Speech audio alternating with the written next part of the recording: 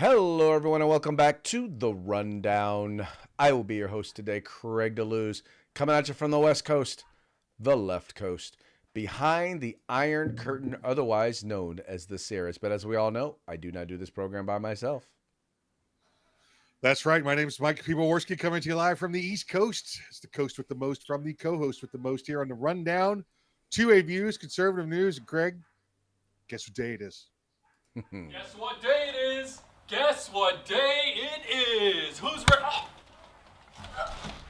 Throw punch Thursday, bitch.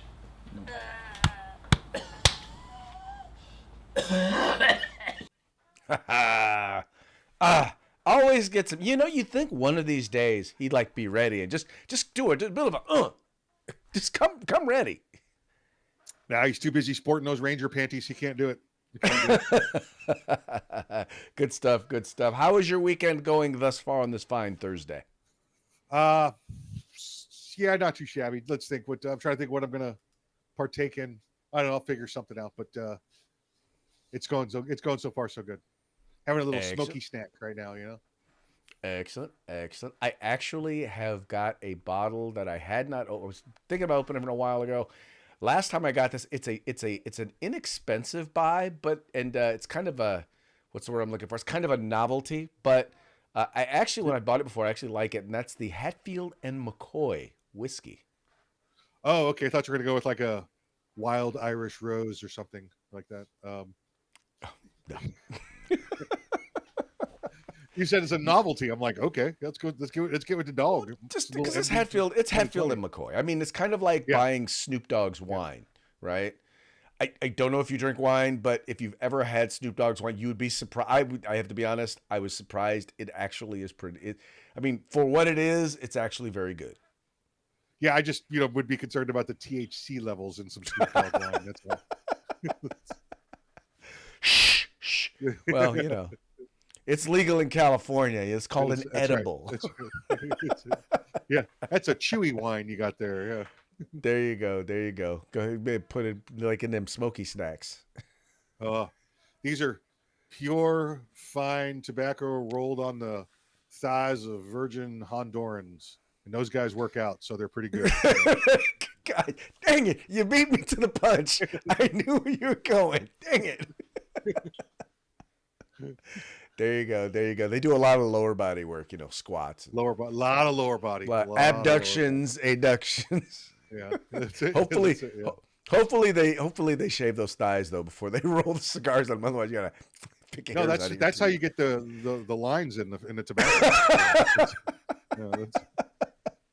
Honduran hair. There you go. Yeah, that's it. Yeah. Who knew? Yeah. It is amazing. So I'm trying to think about it. So all the world's best cigars pretty much come from South America? Cuba. Well, world's best cigars come from Cuba, and then from Central South America, just because of the think of the rainforests. It's the richness of the nutrients in the soil down there in that region of the world that just makes it the most rich. So you and I go pay for what do they call it, like a bag of Black Cow, $10 at the hardware store. It's because it's so full of nutrients and chemicals, or natural, occurring chemicals, that it's like, I mean, I can't describe a good Cuban cigar, a really good cigar.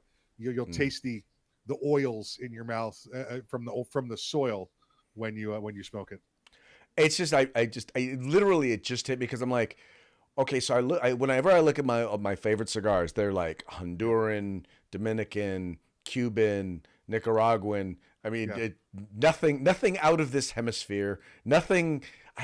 I've yet to have a good American-made, grown tobacco cigar. So if y'all out there, if y'all got one, go ahead and put it in the comments or DM me. I'll give you my address. You can send me one.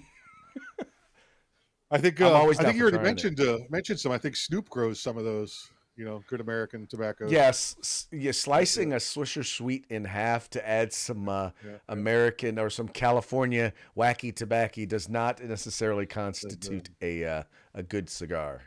The devil's lettuce. Yeah. The devil's lettuce. I wonder what they do that now. I wonder what they roll blunts now that you can't do Swisher Sweets in California anymore.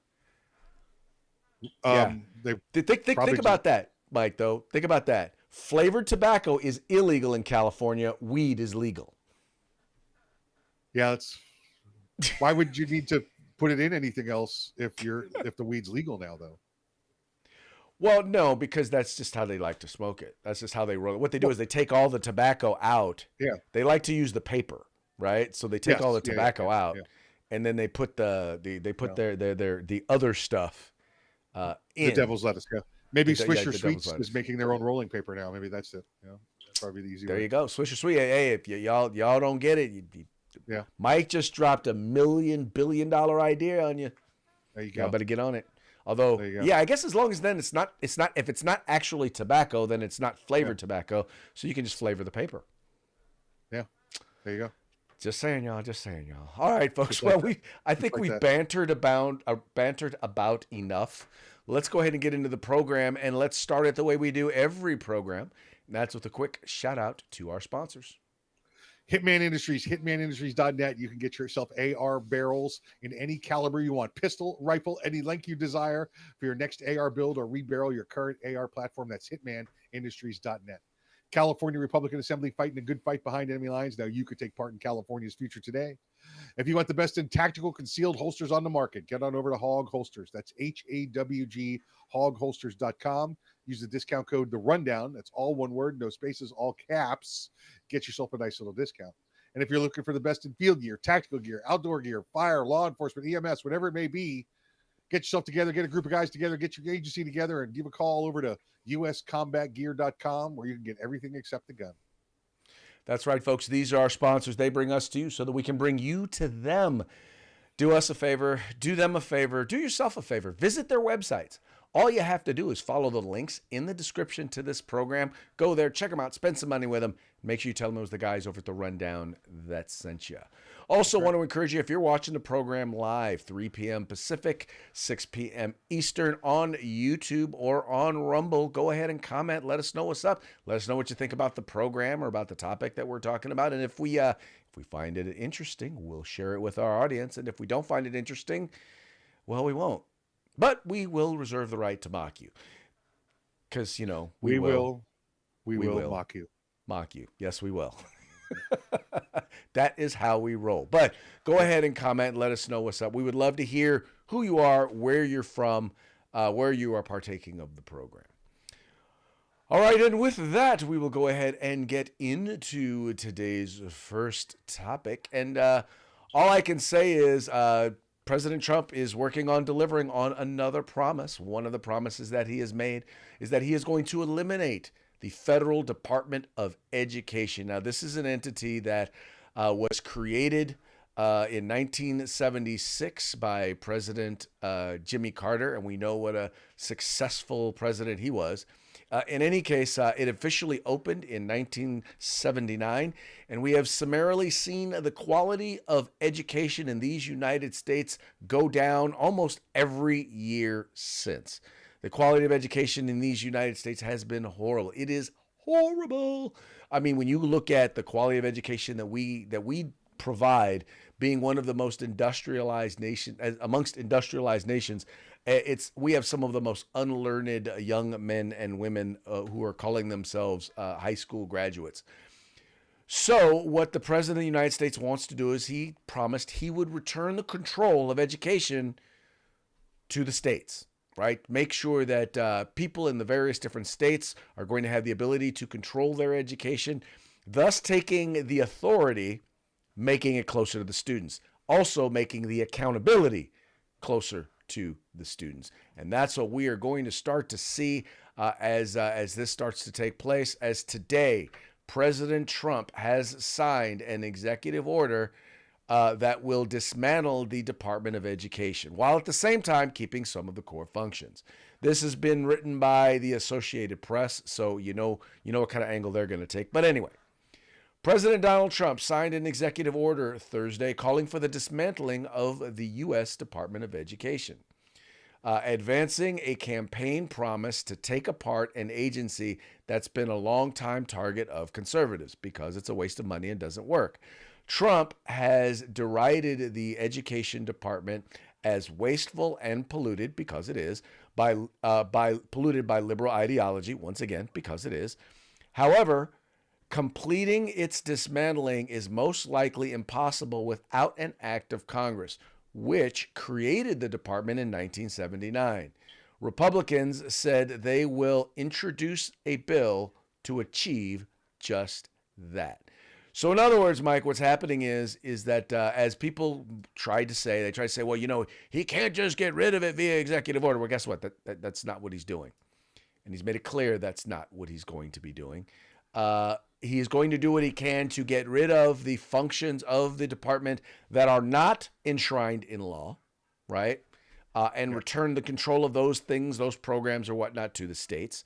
And then on top of that, then he's going to get legislation to be able to handle the rest of it, while at the same time making sure that mainly the two core functions, Title I money, which goes to low-income communities, and then the functioning or the managing of the student loan programs, which didn't used to be a federal thing till the Fed decided to take away from the banks. But make sure those two functions of the Department of Education still exist, or at least are handled. So I say this is a big one. This is probably the biggest one, the biggest promise that he has taken on. And I say, go, Trump, go. Yeah, listen, and you see all the opposition, right? This is your proof right here that the Democrats do not want to save money. They want the bigger bureaucracy. They want to have the ability to funnel funds through one location, take what they want, and send it out, the minimal amount downrange to the state departments of education. And Craig, he's not, he's dismantling it, right? But the agency is still going to exist in the current term. I can't wait till maybe next week. I'm going to give a call and ask a question, and I know there's probably some guy or some lady sitting in a room there answering the phone, and this is going to be, their whole thing is going to be like, hello, thank you for calling the Federal Department of Education. And whatever the question is, they're going to go, please call your state Department of Education. Please call your state Department of Education. It could be a recording, Oh, hold on, let me look that number up for you. California, here's their phone number. Oh, Florida, here's their phone number. That's it. So they'll still exist. There'll still be one person there keeping the agency open for the Democrats. Well, what's interesting about all of this, Mike, also is, I took a look at our budget, right? And with the exception of when there was the COVID, all of that COVID money out there. Yep. In California, it represents like 5% of our budget, right? Any money that comes from the federal government, and most of that comes from Title I or mandated special education programs. By the way, they don't send us near enough money to do the things that they require us to do with special ed, but they still have the mandates anyway. But I'm like 5%, even if we didn't, and by the way, if that's Title I money and we're being told that money's still going to come, I'm trying to figure out how exactly, why are liberals crying that this is going to affect the quality of education? In fact, here in Sacramento, we had one school board member from one of our larger districts talk about it's already hurting students. And I'm like, what kind of idiot district are you running where no cuts have been made and it's already affecting your school district? Yeah. Yeah. Those would be known as, lies, Craig. They're trying to, show that, oh boy, the feds are, Donald Trump's taking our money. It hasn't even started yet, dude. It's not even next year. You're still in last year's budget. You're still in last year's budget. Well, and that's because, see, here's the thing. All they have is fear. All they can do is create and promote fear. That's what their entire shtick is trying to promote fear. Yeah. Because in the long run, none of this, come on. I'm sorry. Everything that they've said, none of the stuff that they're talking about has come to pass so far in any of the things that they've talked about that, oh, well, if Trump does this or Trump does that, it's going to be the end of the world. It's going to be the end of democracy. But no, it's going to be the end of Democrats, because once the investigations are complete and they see all the corruption, lots of people are going to be getting the grand juried and prosecuted. Yep. Well, you would think they would get smarter. And the reason why I'm saying smarter is because eventually what's going to happen is the things that they're warning are not going to happen, and everything's going to go just fine, and people are going to realize that they're liars. And they're going to the only thing they're going to have is to continue lying. Yeah, well, exactly right. But the most of the people out there, most of the Democrats out there aren't going to know, or they're not going to know the difference, Craig, because they're just listening to the sound bites of their politician and they're going with it. They're not checking their own FedEx. They're not doing their own research. Nope. They are just going to believe what is told to them. We see that every day with these Yeah. with these protests and comments coming from them. Right, because for example, you do know that police are out there murdering black men by the thousands, right? Yeah, I mean, absolutely. I mean, listen, we go even more recent. Look at what they're doing to Teslas, right? A year ago, this guy was the champion of electric cars and saving the universe, according to the Democrat Party, and today, because he decides he's going to save you more money. Oh, and by the way, he also just brought back 2 stranded astronauts from space. Are you saying that he is importing aliens into the United States? Exactly what is he that did. what you're saying? He brought 2 aliens back to the United States. Yep. He's bringing 2 illegal aliens into the United States. Did they go through did they go through immigration services? No, they did not. They violated the judge's order as well. So yeah. They violated the judge's orders. All is bad. All is bad. They should be deported. I think we're gonna have to send them back to the space station. Back to the space station. That's it. Anyway, all we can do is, and the number one thing we've got to do is the president's got to keep to what he's doing, keep it going, and the most important thing though is protect the economy, because if the economy goes south, no one cares about anything else. I hate to say it. I wish it weren't so. All of these things that he is fixing are all things that helped add to the downfall of the economy, and are all things that people notice. But it's the economy, stupid. Just make sure you don't mess up the economy.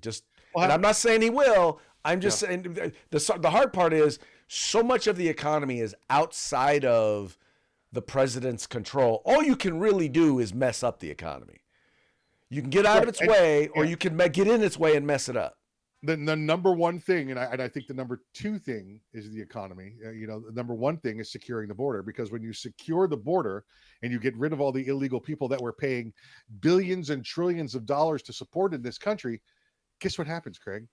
The economy starts to work, because we're not spending all this extra money on these illegal aliens that we've been supporting. I do not disagree with you in terms of things that need to be done. Yeah. The only thing I'll disagree is all people care about. Let's put it this way. If the economy is going well and we have 10 million people a month coming across the southern border, people don't care. The economy's going well. I'm not saying everybody. I'm just saying there are a lot of voters out there who just, as long as the economy's going well, if the economy sucks, everything sucks. That's their perspective. So when I say it's the economy, that's what I mean. I'm like, people care more about that than they do just about anything else. Right. Well, that's what I'm saying is the key, the first key to getting the economy under control and getting inflation down is securing the border and getting rid of illegal aliens. Well, and that's that is exactly what he is doing. So, bam, or as I like to say to my Democrat friends, nanny boo boo. There you go. Wah. Wah. Wah. Wah. Wah. No one gonna get you, see? Gonna divorce you, see? Okay, this was a big one because I never thought the UC system would fold as easily as they have. This is the University of California system. This is the largest public education. When I say public education, the UC system is almost seen like Ivy League. I mean, you've got UC Berkeley, UCLA, UC Riverside, UC Irvine. It's pretty high. UC Santa Barbara, it's pretty highfalutin. And by the way, if you happen to be a California resident, it's relatively inexpensive compared to some of the real high Ivy Leagues. Anyway, all that having been said, one of the other problems that Ivy Leagues have is they are incredibly woke. And guess what? So is the UC system. But they've taken a big step in a different direction. One of the things that they would require when you were applying for a job is you'd have to fill out, or you'd have to write a statement of diversity. Basically, a statement talking about how you are committed to diversity, equity, and inclusion, how you plan to implement that in your program or in your curriculum.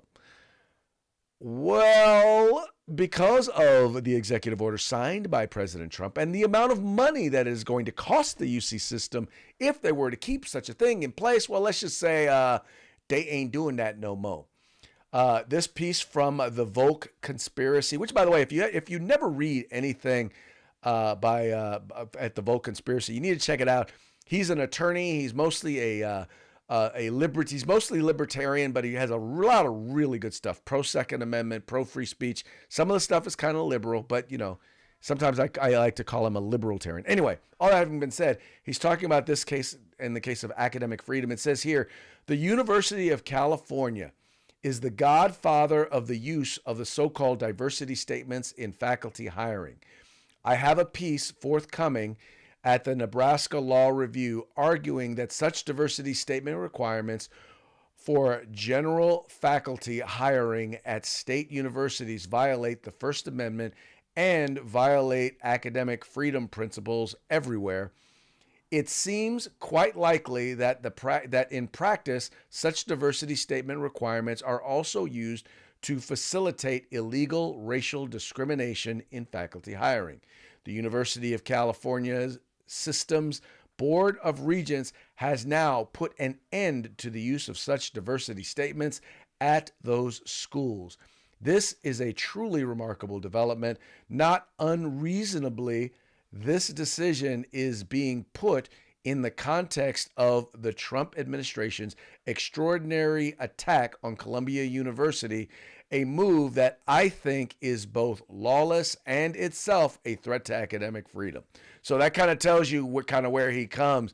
He's a big believer in academic freedom, but even he acknowledges that this is happening because of the work of President Trump. So in other words, we're actually going to eliminate discrimination at universities when it comes to hiring, or at least a form of discrimination, the overt discrimination of requiring people to have a diversity statement. Because we all know diversity, equity, and inclusion is a religion, the way in which they do it, the way in which they force it. And if you don't pledge allegiance to their God, you don't get to work there. Yeah, and a couple other things I saw going on today, Craig. Yesterday. Did you see that in Columbia University, 35,000 students there, one of the highest, levels of education here in our country. 35,000 students. 25,000 of them are foreign students. So there's 10,000 students there that are U.S. students. So recognizing that, they're working through there now. Even Columbia University is working through their roles to say who's going to be the next time. Now I don't think they're going to be kicking anybody out, but I think the admission standards will be changing a little bit. And well, discussing part of that comes because the foreign students are paying full freight. Correct. Part of the admission standards, if you saw this today from Harvard, they announced.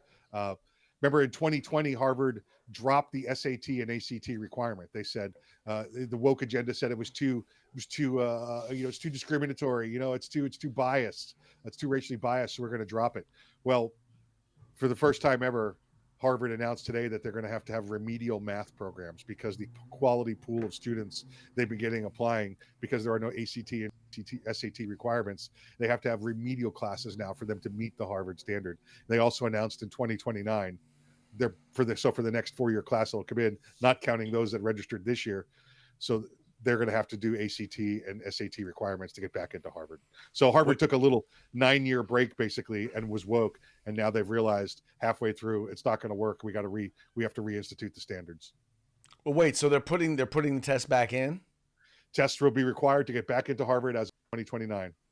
Well, what's also interesting though is that now they've also said that if you come from a family that earns less than $200,000 a year, tuition will be free.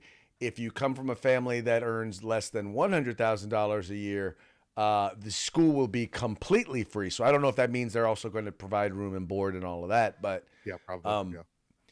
It's for the economically disadvantaged. But at this point, hiring managers who have been surveyed have said they are much less likely to hire anyone from an Ivy League school, including Harvard. Yeah, it's not what it was, 5 years ago. No, they have been educated into imbecility. That's right.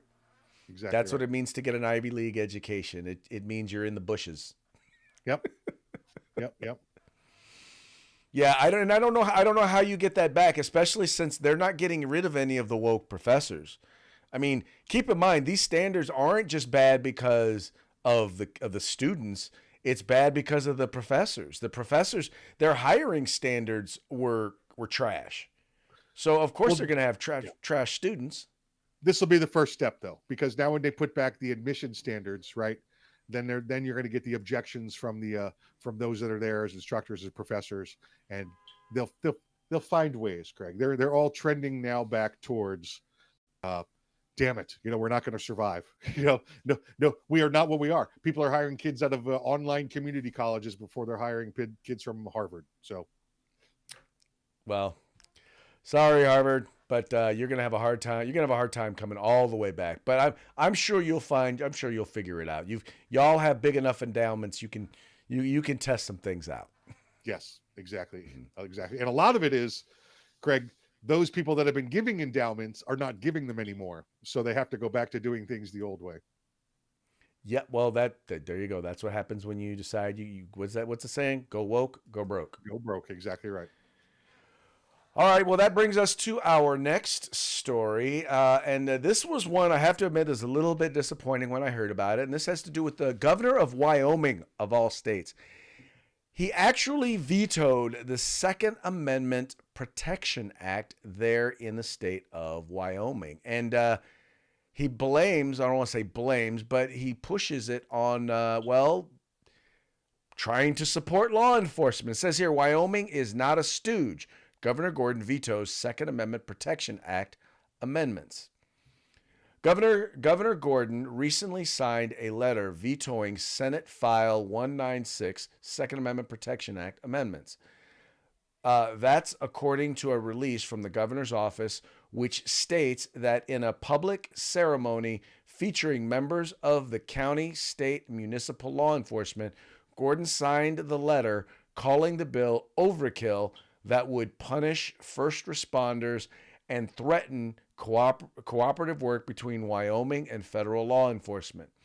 Senate File 196, according to the Wyoming legislature website, is, quote, an act relating to the protection of constitutional rights, amending the Second Amendment Protection Act as specified, creating exceptions to the Second Amendment Protection Act, creating a civil penalty, creating criminal penalty, creating an exception to the Wyoming Governmental Claims Act, providing definitions, making conforming amendments, and providing for an effective date.